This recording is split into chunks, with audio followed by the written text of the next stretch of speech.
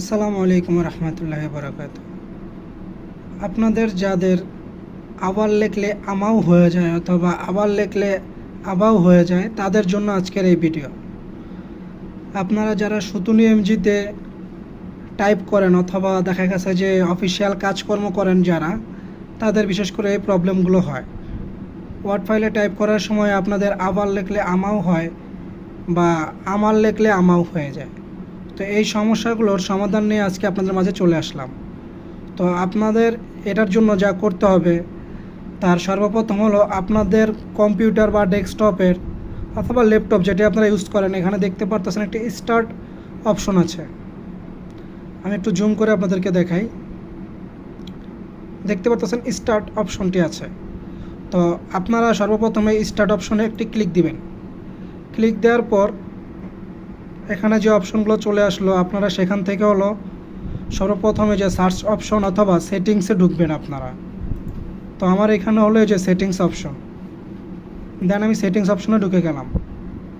Settings অপশনে যাওয়ার পর আপনাদের এখানে দেখতে পারতেছেন আপনারা যে অপশনগুলো আছে, যেরকম ল্যাঙ্গুয়েজ পার্ক। তো আমরা এখানে সর্বপ্রথম ঢুকে যাবো হলো টাইম স্কেল অর্থাৎ টাইম অ্যান্ড ল্যাঙ্গুয়েজে। আপনারা যে বাঁদিকে দেখতে পারতেছেন টাইম অ্যান্ড ল্যাঙ্গুয়েজ, তো এই টাইম অ্যান্ড ল্যাঙ্গুয়েজ অপশনে আমি এখন চলে যাব। তো আমি ক্লিক করে দিলাম টাইম অ্যান্ড ল্যাঙ্গুয়েজে। দেওয়ার পরে আমার এরকমের একটা সামনে দেখতে পারতেছেন আপনারা, আমার এরকমের চলে আসছে ইন্টারফেস। এইখান থেকে আমরা চলে যাব হলো ল্যাঙ্গুয়েজ অ্যান্ড রিজনে। তো আমি ল্যাঙ্গুয়েজ অ্যান্ড রিজনে ক্লিক দিলাম। দেওয়ার পর আমার এরকমের কিছু অপশন আছে।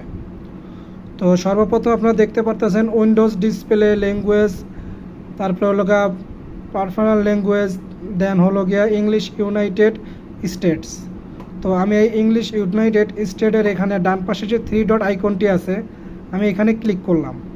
ক্লিক করার পর এখানে দেখতে পারতেছেন ল্যাঙ্গুয়েজ অপশন, আমি ল্যাঙ্গুয়েজ অপশনে ক্লিক করলাম। ক্লিক করার পর এরকম একটা ইন্টারফেস চলে আসলো আপনার ডেস্কটপে। দেন এখান থেকে আপনার ক্রস করে নিচের দিকে যেতে হবে। নিচের দিকে আসার পরে আপনারা যে দেখতে পারতেছেন এখানে কিবোর্ড, এই কিবোর্ড অপশনের এখানে যে অ্যাড এ কিবোর্ড, তো এই অ্যাড এ কিবোর্ডে ক্লিক দেওয়ার পরে এখানে আমাদের অনেকগুলো আর কি কিবোর্ডের অপশন দেখাবে। তো আমরা এখান থেকে হলো বেছে নেব আমাদের ইউএস কার্টি। এই যে দেখতে পারতেছেন ইউএস কার্টিতে আমি ক্লিক দিলাম। ক্লিক দেওয়ার পর এখন আমাদের ওয়ার্ড ফাইলে আমরা যা লিখবো আশা করি সব কিছু ঠিক হয়ে যাবে।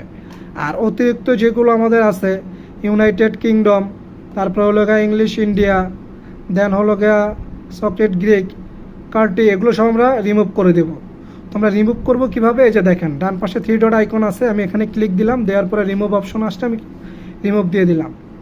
তারপরে আমি এরকম করে আমি সব রিমুভ করে দিলাম। শুধু আমি রাখবো হলো এখানে ইউএস কার্টি থেকে হলো আমি যা লিখবো আমার সেই লেখাগুলো সঠিক হবে। তো চলুন আমি আপনাদেরকে দেখাই দিই। যেহেতু এখানে আমি সাপোজ লিখলাম, আমি আবার লিখবো সরেয়া বয়াকার র, আবার আমি স্পেস দিলাম, দেখতে পারতেছেন সঠিক লেখা। এখন যদি আমি লিখি আমার সরেয়া ময়াকার র, আমার স্পেস দিলাম, সঠিক আছে। আমাদের এইখানে কিন্তু দেখছেন ভুলগুলো ছিল আগে। তো এই জন্য আপনাদের সর্বপ্রথমে এই কিবোর্ডটি চেঞ্জ করতে হবে। তো কিভাবে চেঞ্জ করলেন সেটাও আমি আপনাদেরকে দেখাই দিলাম। অসংখ্য ধন্যবাদ, আমাদের সাথেই থাকবেন। আসসালামু আলাইকুম।